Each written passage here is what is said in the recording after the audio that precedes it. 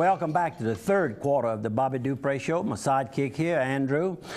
We've got to start moving along. We got into some little stories, but... we had fun, though. Well, and our viewers, when I see them, that's what they like about the program is we can start off on a subject that was going to be about 30 seconds, and we make it a 3 to 5 minute story. They're trying to say Bobby Dupre and Andrew Guitro can talk? Really? I'd have never believed that. No, the two of us, we don't have that reputation at all. Ooh, man, the only F's I ever got at school, you know what they were in? Talking out of turn. What? Conduct. Conduct. But my other grades were pretty good, especially after Miss Mary Duchamp kept me in a little recess and got on my case about... Fussed you, but encouraged you, huh? She fussed? Yeah, she told me that if I didn't start doing better with my grades, that she would fail me. And I said, well, Miss Duchamp, you know, I said, I'm making B's and C's. And she said, if you don't start making A's and a few B's, I'm going to fail you. And I went to say, you can't do that, but I held it back. You understood. I understood that she was the teacher, she had the pen, and she made the report cards. And I'd like to have seen my grades after that. They were mostly A's and B's. I didn't know I was challenged. Fortunate that I ran across some good people out there. Mom and Dad, as long as I was passing, back in those days, they didn't look at the report cards and all of that. I mean, I went to college. I honestly not sure that Mom and Daddy knew what I graduated in. But they were proud of their little boy. He got a diploma. Right. And they were proud of John and Cody. And I don't know, today it's almost too much involvement with the children today. How about this photo? Let's kick over talking about here. Brother John. Talking about Brother John. This is Brother John as a principal at Port Barre High School. His wife normally gave me these pictures. We're working to get a larger picture than this for the dedication of the new library. This is a more modern picture before he passed away. There's a library in Port Barre that's right there next to the City Hall in the center of town on Saison Street, dedicated to John. And of course, the boys his sons have done very, very well, and the whole family has, I guess, is the best way to put it. They're donating quite a bit of money to help bring this project to fruition, to bring a community library to Port Barre. Yep, it's going to be nice. Very nice. I had a walk through, and it's nice. How about this? While we're kind of on the Port Barre subject, we have the 8th annual Gumbo Cook-Off coming up. It's going to be here in Opelousas, put on, of course, by our good friend Jason Hugay with Steamboat Warehouse. Frank's Downtown here in Opelousas. I see the Pride Doran's firm is going to be sponsoring it, and Marksman Property Management. They own the lot right next door, so they're letting them. They're participating rather than trying to fence it off and cutting down on the area. They said open it up and try to help everybody. Happy to see that. If you want to call to participate, you can call Chip at 351-6943, or you can call Jason at 331-2837. It's the 8th year they've done it. This year is Breen Riviere. That's the daughter of Shannon Stanford Riviere and Scott Riviere from Port Barre. She's got lymphoma. She's about a year old. It hasn't been an easy thing. You know how those bills work. If you got insurance or not, you still have a whole bunch of money you have to spend just to have. Mom and Dad has got to go with it. She's a baby, you know. So if you can help, you can also go to caringbridge.org and look for Bryn's Battle, BRYNNS Battle. Find out more information there as well. And Frank's is going to donate portions of the liquor sales. So that day's will be great. If you want to participate in the cooking of the gumbo, you can do that as well. On the death side, I have several to make mention of. Miss Lurella Vidrine, age, I think it's 90, a resident of Opelousas. It says here in the material furnished to the Daily World that she was a long-time waitress at the Palace Cafe. Probably I knew her as Miss Lou, is how we referred to her. And apparently was never married. She has brothers and sisters that preceded her and are surviving her. And another person who died is Edward Weibel. Well, if you asked for Edward Weibel, you probably wouldn't get too much of a reply, but if you said Papoose or Slim Weibel, then they would understand who you're talking about, nicknames. And he, I don't know if it says his age here, but I think he was a little, 78. I thought he was younger than me. He's a little older, a year older than me, year and a few days. And he lived most of his adult life in the Baton Rouge area, had recently moved back the last few years, we're back in Opelousas. And of course, he is, one of his brothers is someone that I know well, and that's Austin Weibel Jr.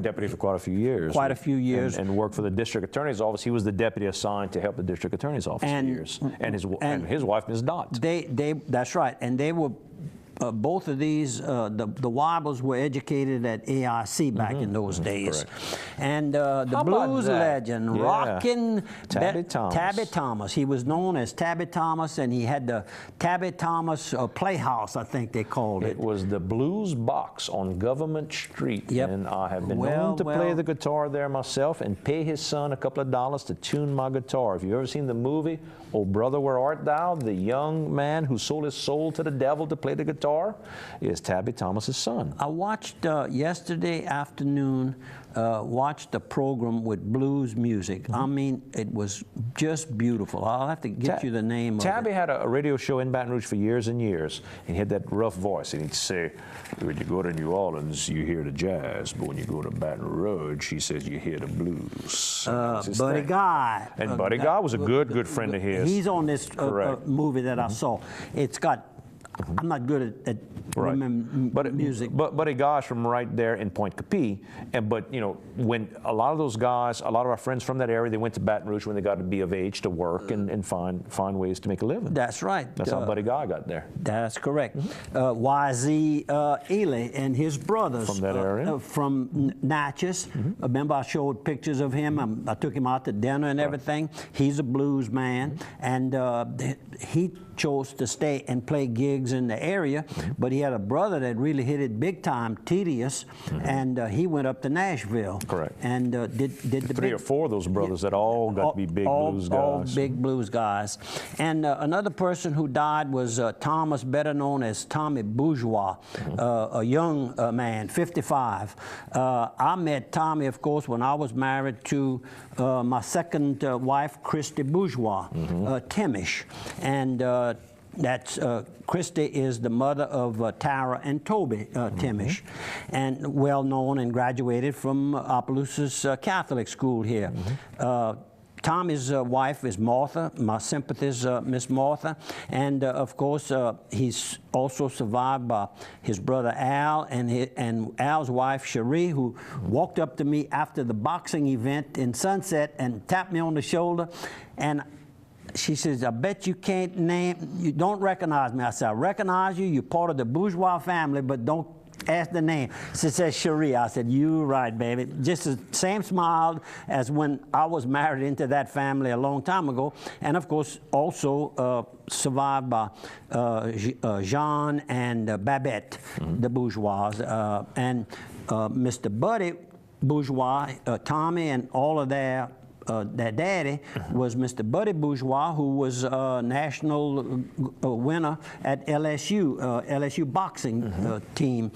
Same years that Calvin Clary and all of those guys were up there. And one other note I have here, that's what I wanted to, and then Miss Barbara, Tommy's mama was Miss Barbara DuPont Bourgeois, better known as BB. There you go. How about some sponsors too? Let's get Quarters Casino right here just north of Opelousas. Quarters Casino. You can try your luck and the machines over there and have a good time there. You can also go to El Pico de Gallo, the Mexican restaurant and cantina, and have all that good, authentic Mexican cuisine. Not just that shrink wrap type thing that maybe you get at the local chain. This is actual good Mexican cuisine there with the good margaritas as well. You've got next door the Chevron, where you get all your Chevron fuel products from diesel to gasoline, all the way around. Well lit, clean, good concrete, well covered in case of rain over there. And then inside the store you can get Subway sandwiches, you can get those nice pizzas they've got over there, you can get Stuckey's candy, all right there at the Quarters Casino. And one more, go to Steamboat Warehouse. We're just talking about chef owner Jason Hugay involved with his annual gumbo cook-off. Not just a community organizer for us with that, the Cerebral Palsy Clinic fundraiser we do every year with Breakfast with Santa. Don't forget about that as well. You can still help us, P.O. Box 70 with Breakfast with Santa. But Steamboat Warehouse in Washington, get mom away from the smell of her own cooking. And we went there just a couple of weeks ago. If you go on a Friday night, you'll see my Uncle Fuzzy Stanford, I'm sure, on a Friday night. Most time when he gets off work on Fridays, he's over there having with Steve Hartman. Steve Hartman having drives in from New Orleans an and adult they meet libation and relaxing and some good meals. Meet all your old friends there. Enjoy authentic cuisine, Louisiana cuisine from chef owner Jason Hugay. The Bayou Teche Trail, they are really working hard on that. There was a well-attended meeting in Port Barre recently, and of course the Bayou Teche starts in Port Barre, Louisiana. That's the head of it, the home of it, right. And the birthplace, and goes all the way down to Morgan City, Amelia area down there. And Jones with the Chaffalaya, I guess. It's a beautiful, they're cleaning it up. Someday, I don't know who I'd need to talk to, but maybe Bill Fontenot or someone on the parish government would know who to contact to get some work done, performed on cleaning up Bar Catawba, starting at Thistlewaite Boy Scout Camp, and that goes all the way to the Teche. Correct. In Port Barre. Correct. And I traveled up and down there on my pontoon boat for years when I had the little blue camp, the ranch. And I had my caretaker there, my ranch manager, Gene Labbe. But he fed them every day, took good care of them. And we had that horrible boat accident. Well, we're not going to go there. We don't have time. But that's an interesting little story in itself. How about this, a Delta Grand? That's a chapter in the book. That's a chapter in the book. The Delta Grand's having 10 weeks of classes for young kids. It's called the Delta Grand Youth Company. If you want to learn all about theater, $120 buys you 10 weeks. So it's $12 a week for your child to learn all about acting and how to work in a theater and just learn about how to get out and see people and deal with people. Go to deltagrandtheater.com or call Miss Tammy Lamonte over at Parish Government. We have time for one more little story before the break. Go ahead. There's my picture. There. Picture, Steve. There you go. It's a little red wagon. That's correct. That little flyer. Radio flyer. Radio flyer. They were popular back then. That little radio flyer, red wagon, is approximately 20 years old. We gave that little wagon to Megan when she was an infant, 2 or 3 years old, and she's going to soon be 23, so I can say 20 years, and still in use.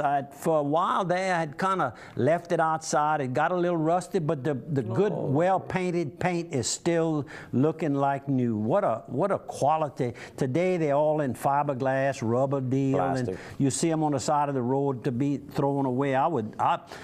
I'd fight somebody before I'd give this little red wagon How about away. this picture before we go to break? That's you and Chad Bello. You're That's a good correct. friend. And presenting him with a picture with Santa. Right. And I'll bet he's hung that up in his room, and he's listening and waiting to see himself on the Bobby Dupre Show. folks, we'll take one last minute off, and we'll come back for the last quarter. We'll see you in 1 minute. And don't forget that Raging Cajun insignia on there. That's right.